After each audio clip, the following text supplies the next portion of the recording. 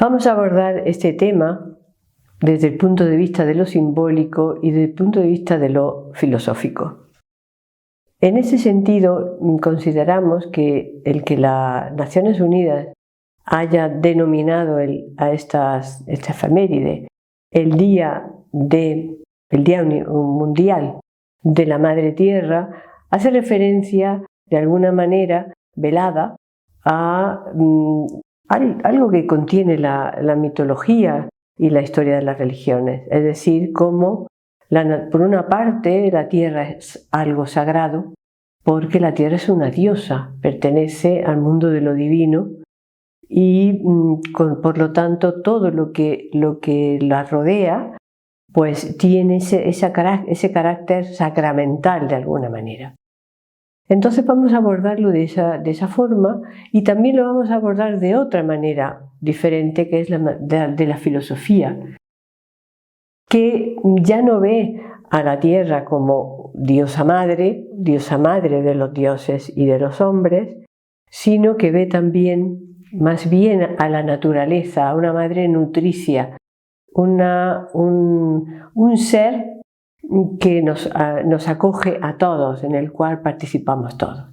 Lo iremos viendo sucesivamente. En primer lugar, la idea del símbolo, el mundo de lo simbólico, nos muestra cómo en todas las teogonías de las antiguas civilizaciones aparece esa figura fundamental. Cuanto más nos vamos atrás en el tiempo, más importante es esa figura de la diosa madre que la arqueología nos ha desvelado desde Europa Central hasta Siberia, desde la época neolítica, desde la época paleolítica incluso. Ya tenemos referencias de que podría hablarse de una religión común prácticamente en toda la Tierra. Es decir, por algún motivo, esos cultos, esas veneraciones a lo femenino, a lo maternal, pues va dejando paso con el correr de la historia a otras deidades que no hacen pareja, sino que sustituyen de alguna manera a esa diosa madre.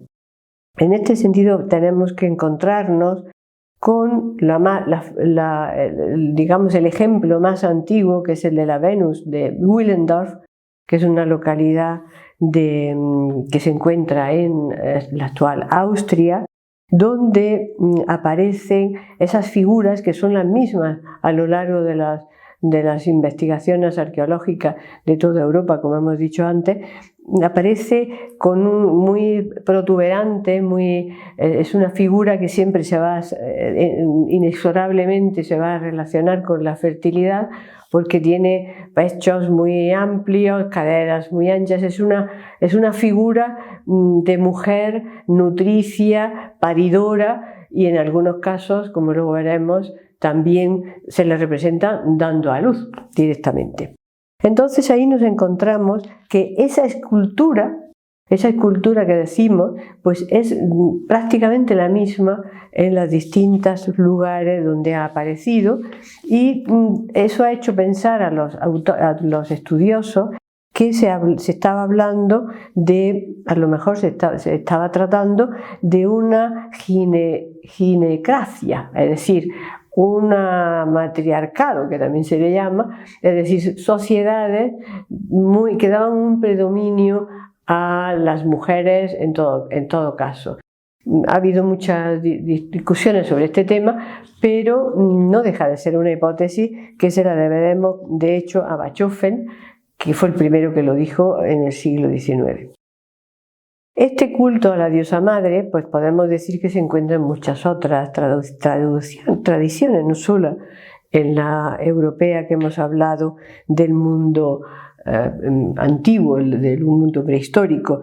También el culto a la diosa madre y la descendencia matrilineal ancestral la vamos a encontrar en distintas culturas de la China, y también evidentemente en la cosmología india, que nos habla la cosmología india, refiere a sus dioses masculinos unidos inexorablemente a los femeninos, de tal manera que la diosa es el poder del dios, es Shakti, es la Shakti del poder del dios. Por lo tanto, el principio femenino es ineludible e inexorablemente unido al masculino. Esto nos sugiere también la interpretación metafísica, porque a veces hacemos demasiado hincapié sobre esa fertilidad, siempre la remitimos a una fertilidad del campo, de la tierra, de los frutos, de los animales. Y es también así, indudablemente, puesto que estas culturas son culturas que muchos pueden llegar a ser agricultores y por lo tanto pues es un poco, su supervivencia depende también del favor de la diosa. Pero también tiene otra lectura, una lectura que podríamos decir metafísica, es decir, que esa madre nutricia no solamente nutre a las criaturas físicas, sino que tiene en sí el poder total de la génesis de todo. Esta es la parte, diríamos, más metafísica y también esotérica del mito de la diosa madre, puesto que como estas otras culturas más elaboradas nos van a decir que sería el equivalente de una sustancia primordial, es decir, es una unión, un todo manifestado en una forma de vida que da vida a todo. Ese uno, digamos, primordial se proyecta sobre una naturaleza primordial, sobre una sustancia primordial, y de eso uno surge toda la multiplicidad. Y de esa manera podemos considerar que esta diosa madre tiene el papel teológico en las teogonías antiguas de generar toda la manifestación de todos los seres, es traslucir la unidad a la diversidad y a la manifestación y a la multiplicidad. Bueno, volviendo a nuestras informaciones arqueológicas, otro lugar importantísimo de esta geografía sagrada de la diosa madre nos lleva a Cataluyuk, en Turquía, en Anatolia, que de nuevo tiene unas representaciones de esa gran diosa relacionada con otros acompañantes, por decirlo así, principalmente toros, también animales salvajes como leopardos o incluso leones, cosa que luego va a permanecer en las representaciones de las diosas madres posteriores. Podemos acordarnos de la diosa Cibeles, que va en un carro tirado por leones. Es como la señora de las bestias, ¿no? La señora de los animales. Y otra civilización muy señalada y muy importante en lo femenino y en esa imagen de la diosa madre es la minoica.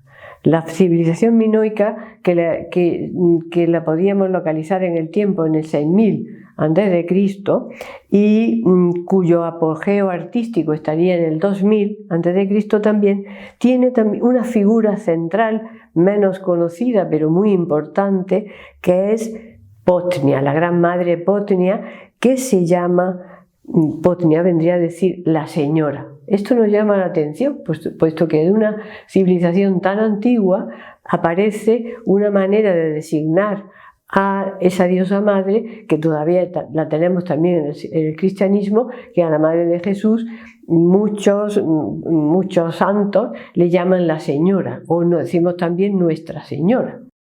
Esto ya está en la civilización minoica, ¿no? La Potnia.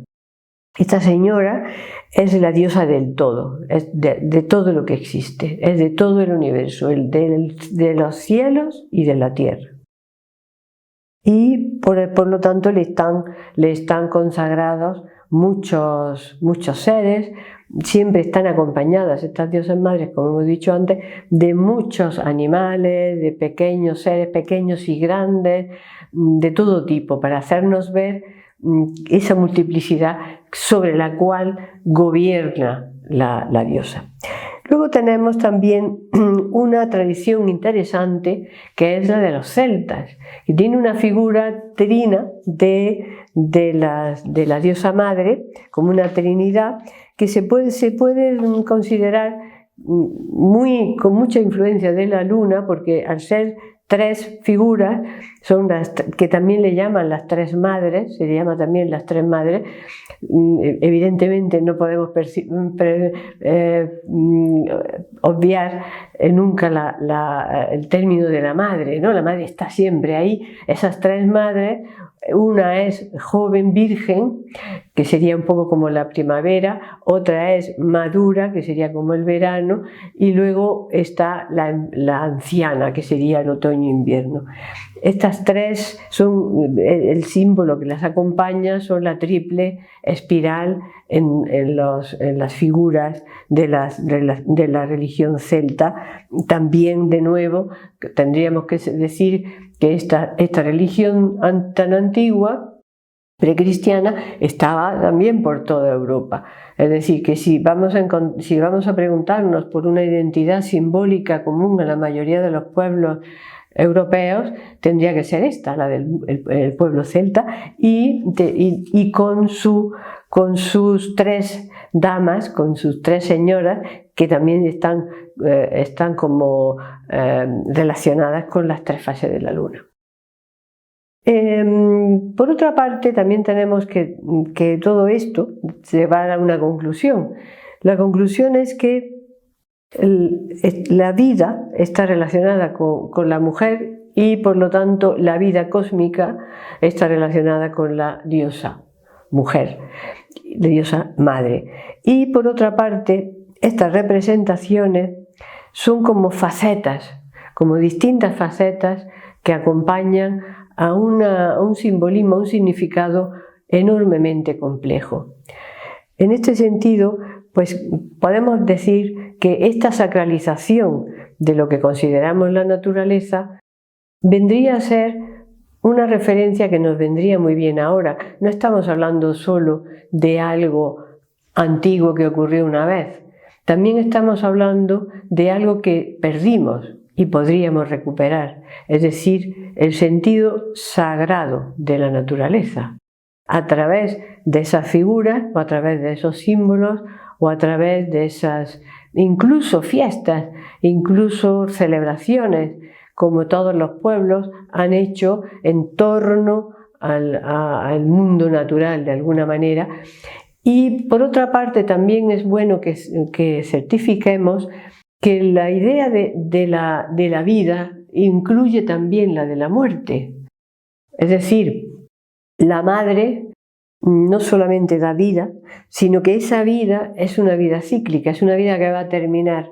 Pero también da el renacimiento, también da el volver. Por eso vemos a muchas diosas que bajan al inframundo, que tienen que pasar en algún momento ese trance de conocer la muerte para entender del todo la vida. Es como una especie de iniciación, que lo hemos visto en muchos héroes, en muchas figuras, tipo Heracles o tipo Ulises en Homero, pero también las diosas de muchos panteones, es como si tuviesen esa necesidad de conocer el otro lado. El paradigma de esto, de una diosa madre nutricia como Deméter en el mundo helenístico y griego, y su hija Perséfone, que baja al inframundo por una necesidad del destino, y de alguna manera madre e hija como se complementan hasta el punto de darnos los mejores rituales, que son los misterios de Eleusis, sobre todo centrados en la inmortalidad del alma. Bueno, sin llegarnos muy lejos, podemos entonces enfocar, digamos, dirigirnos a la otra opción que tenemos para conocer este tema que nos ocupa. Vamos a pasar entonces desde este territorio mítico para comprender la naturaleza y en este caso la diosa madre, para irnos a la manera de que los filósofos se han enfrentado en la interpretación de lo que puede ser de las ideas que están detrás de estas figuras simbólicas tan potentes como hemos recorrido de una manera muy somera en la antigüedad más remota. Y aquí nos vamos a apoyar en parte con un trabajo magnífico de Pierre Hadot, que es el velo de Isis, altamente recomendable, donde hace toda una historia sobre cómo hemos visto los seres humanos, cómo hemos interpretado a la naturaleza y cómo lo interpretamos ahora también. Yo recomiendo la lectura del velo de Isis porque verdaderamente es muy sugerente.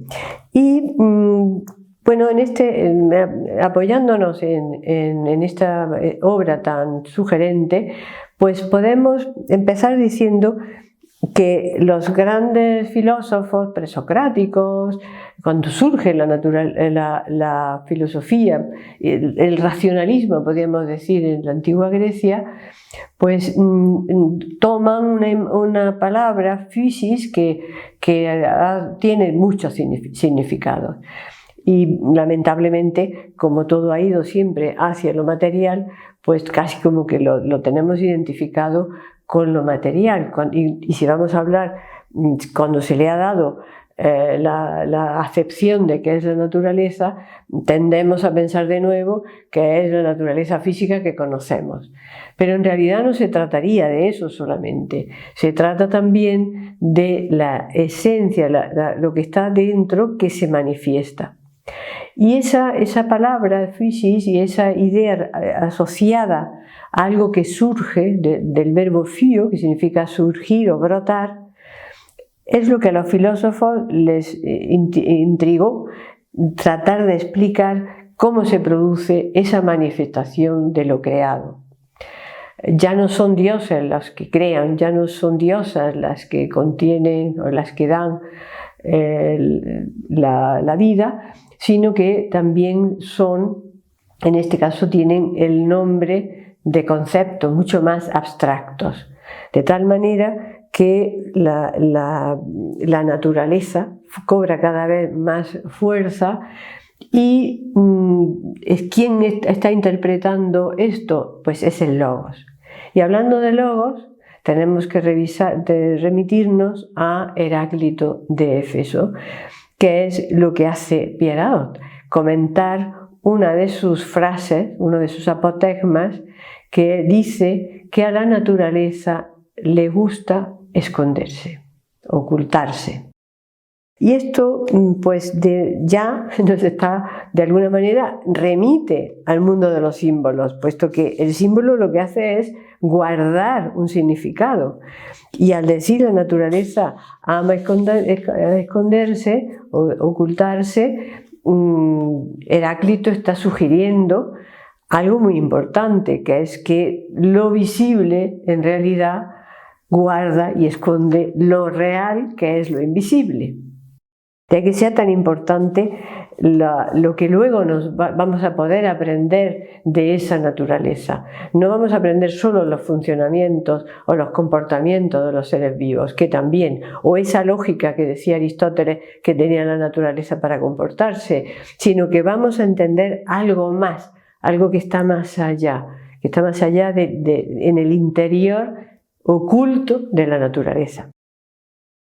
Este fragmento de Heráclito ha sido uno de los más comentados, como la mayoría de los fragmentos de Heráclito, porque Heráclito, que es el que trae la palabra logos, como hemos dicho antes, pues que dice que lo gobierna todo, pues tiene muchos matices, lo que acabamos de decir, ¿no? La naturaleza ama esconderse. Pierre Hadot encuentra 5 significados para esa misma frase. Por una dice una que es difícil de conocer. La naturaleza es difícil de conocer, es una de sus interpretaciones. No es tan fácil entender lo que nos rodea, el mundo en el que vivimos. Por otra parte dice, no quiere ser revelada. Es decir, si se oculta es porque no quiere ser vista. Por otra parte dice, el origen de las cosas es difícil de conocer. Ahí se apoya en lo que hablábamos antes de la physis. Es decir, cuando hablamos de la esencia o la raíz de las cosas, estamos refiriéndonos también a la naturaleza de las cosas. Entonces, ese origen es difícil de conocer. La cuarta acepción es que lo que hace nacer tiende a hacer morir. Esto también tiene que ver con otras máximas de Heráclito, que es en el que juega con la armonía de los contrarios. Es decir, para aprender a vivir tenemos que aprender a morir. Para aprender a morir tenemos que aprender a vivir. Y así sucesivamente, es decir, una cosa trae a la otra, porque el tiempo es cíclico y la diosa madre, es decir, la naturaleza, está muy relacionada con el tiempo. Entonces, estos fragmentos pues que nos recuerdan ese orden visible de algo que es invisible, pues ¿cómo estarían al alcance de los seres humanos?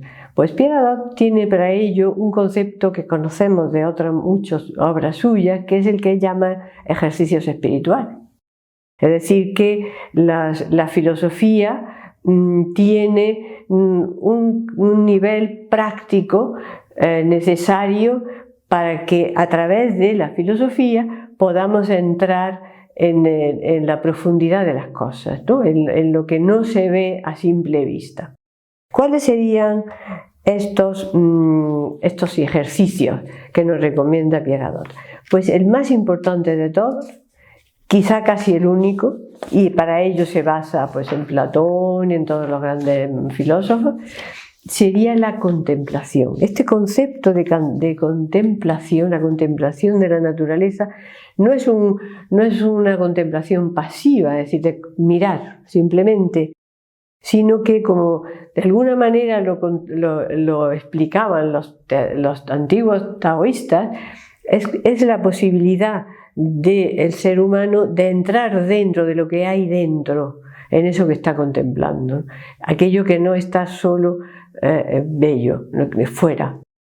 ¿Por qué nos atrae la naturaleza? ¿Por qué nos gusta los fenómenos naturales, que son de la tierra, pero que son también del cielo?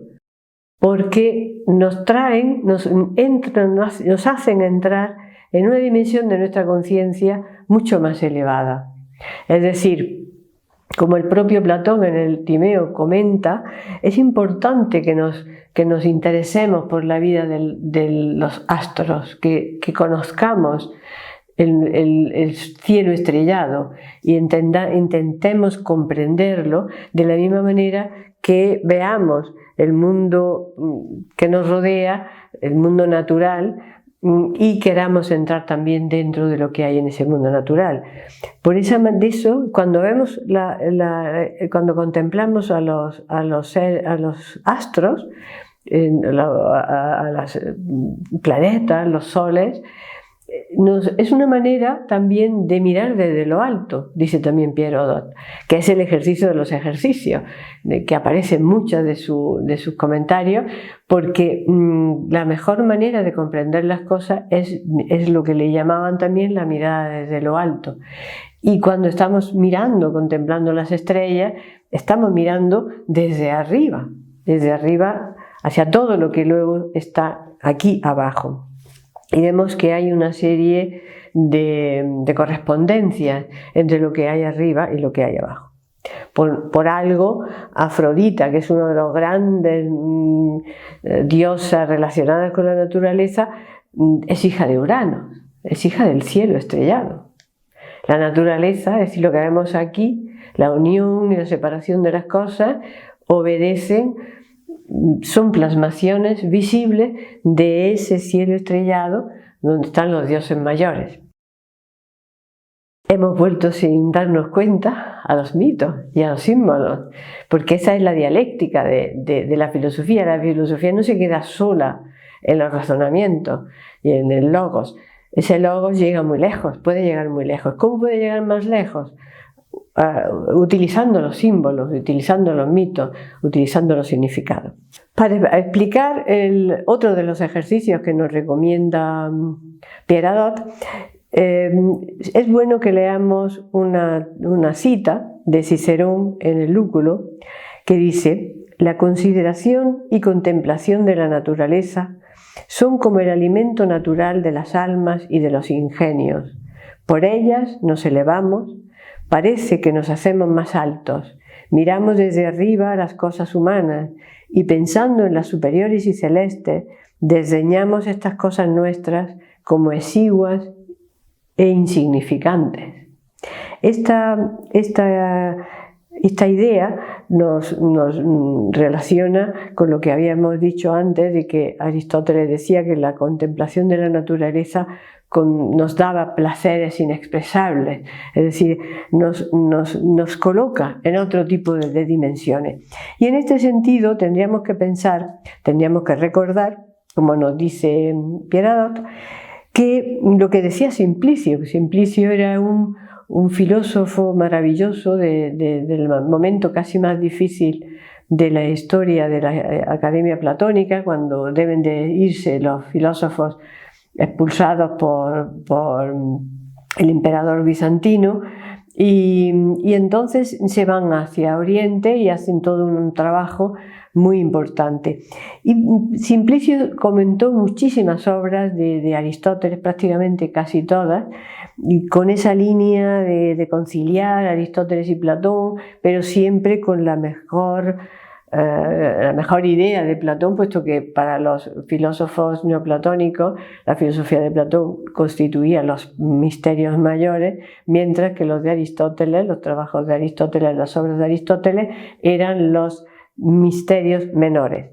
Bien, pues Simplicio dice que las virtudes, el ser humano virtuoso, desarrolla sus virtudes con la ayuda de la observación de los fenómenos naturales.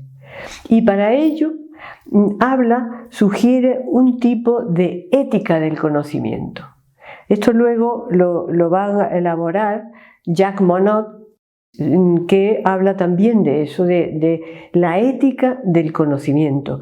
Es decir, la grandeza de alma, la ética del conocimiento llevaría a la grandeza del alma de aquellos que se han liberado de todo egoísmo, se han liberado de todo afán de riquezas y que se acercan al conocimiento por el conocimiento en sí, de alguna manera. Y para ello, todo lo que sea investigar, la investigación científica, es decir, la comprobación de los fenómenos, la comprobación de las realidades, sería un medio, un ejercicio espiritual para llegar a elevar el espíritu. Llega a decir también que sería como una ascesis del espíritu, un ascenso, el trabajo de la investigación, el trabajo de la constatación de los fenómenos. Por lo tanto, podemos ver también que frente a esta idea tan, digamos, despegada, ¿no? sin apego ninguno por los resultados ni por resultados, digamos, egoístas, ¿no? De aquel que investiga, de aquel que es científico, sino que ahí tendría otra vertiente, y es el utilitarismo, es decir, qué hacer con eso que hemos investigado, qué hacer con eso que hemos obtenido, que hemos descubierto, en esa naturaleza que tiende a esconderse. Pues ahí es donde está el matiz, es decir, está el matiz o la línea roja que lamentablemente hemos saltado de hace ya mucho tiempo, ¿no? Cuando hemos considerado que todo en la naturaleza está para darnos satisfacción a los seres humanos y sin tener en cuenta de que hay una lógica dentro de esa naturaleza, como diría Aristóteles, Y si rompemos esa lógica, los primeros perjudicados vamos a ser nosotros, que es el tema que estamos viendo ahora.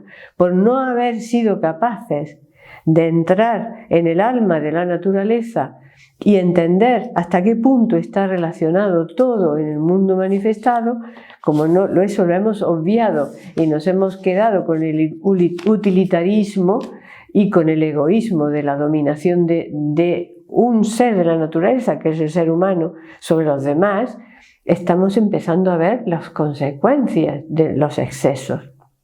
Y por lo tanto consideramos con muchísimos pensadores, desde la filosofía, la ciencia, la biología, es decir, de todo tipo de los campos, la gente sensata piensa que deberíamos replantear otra vez de nuevo cómo consideramos que es la naturaleza y la relación del ser humano con la naturaleza, es decir, de sentirse parte, de ser hijo de la Madre Tierra.